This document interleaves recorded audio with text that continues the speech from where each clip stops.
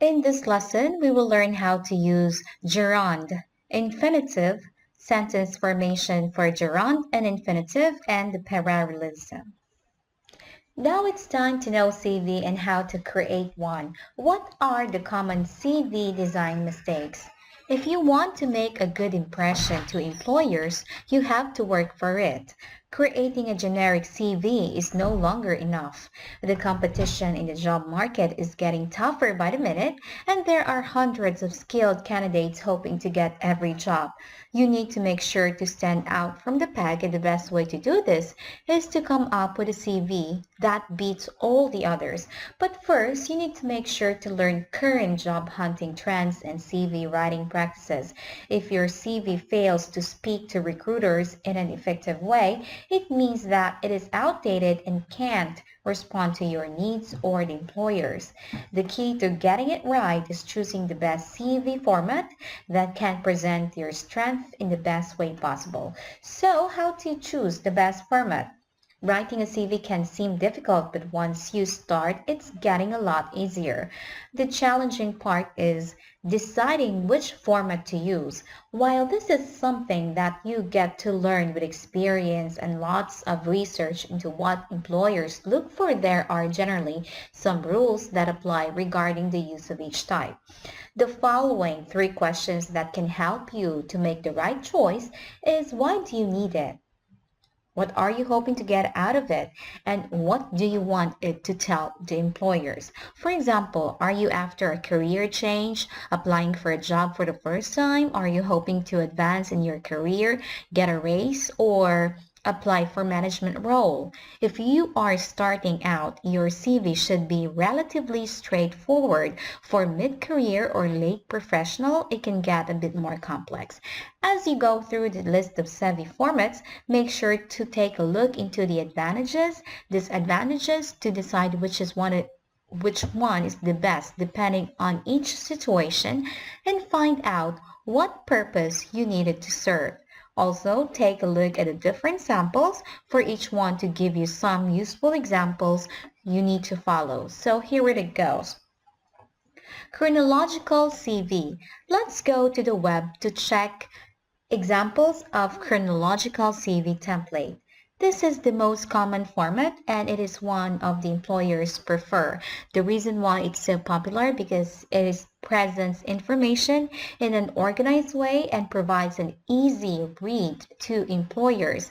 Information is listed in reverse chronological order, which presents your qualification in a chronological order beginning from the newest and moving to the oldest. This helps employers to identify you the most recent experiences that are most related and applicable to the position. Use this chronological CV when you are a recent graduate with experience in the field through paid jobs or internship. If you are a mid-career professional with a long employment history and you make a work history that shows progress along a narrow path. Don't use this chronological CV if you had a frequent job changes, if you have gaps in employment history, and if you're always changing careers, and if you are overqualified for the role, and if you are a recent graduate with no relevant experience. What is the advantages of this chronological CV? It demonstrates consistent employment. It presents an upward career trajectory and allows candidates to talk about key roles and accomplishments. And what about the disadvantages? It focuses on employment history rather than the skills.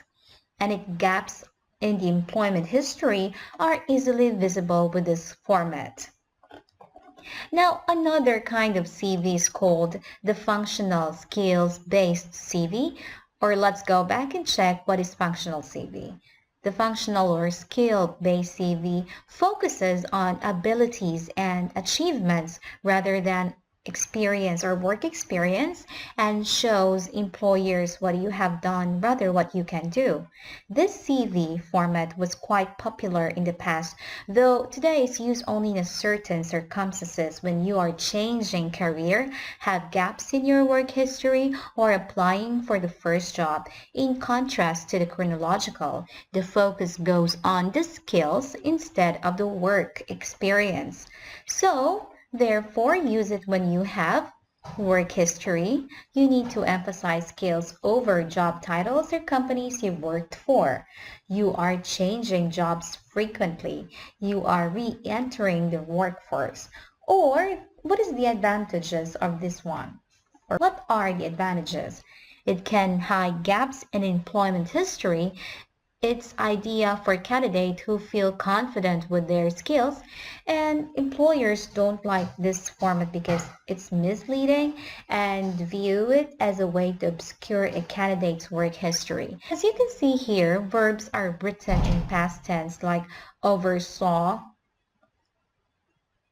overseen, implemented, cut, reduced. Because this is a job description, in my point of view, it is nice to make into infinitive or gerund by adding to plus verb for infinitive and verb ing for gerund to make sound that these words are your job descriptions. So it's either you like infinitive or gerund, that's fine. So parallelism is important when you create a CV. So it is also important that when you use infinitive, use infinitive. Gerund is for gerund. So therefore, to oversee, to create, cancel, responsible, it is not parallel with the other verbs to implement, to cut, to reduce. Same thing applies to gerund. Now let's go to the sentence formation of the gerund and infinitive. As mentioned earlier, if you use infinitive, use infinitive. To create a project strategy is to make action plan. So here we have to create a project strategy as a noun. Verb is, complement, to make action plan is parallel to create is parallel to make. Therefore, like a balance, your sentence is parallel. This is the another way of constructing sentences. Same thing goes around with gerund. Overseeing cost reduction is similar, is looking for a solution.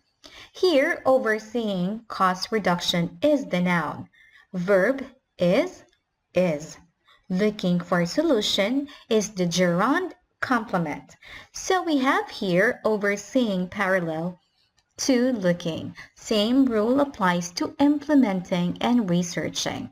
You can use different types of templates according to your pertinent needs, like in CV for business and marketing, or kind of specific like photography, SEO, WordPress developer. Make it creative and professional. Now you know how to make CVs. It is time to recreate your CV. Check the parallelism of your CV, the template used, and you are using chronological or functional one. See you in our next lesson.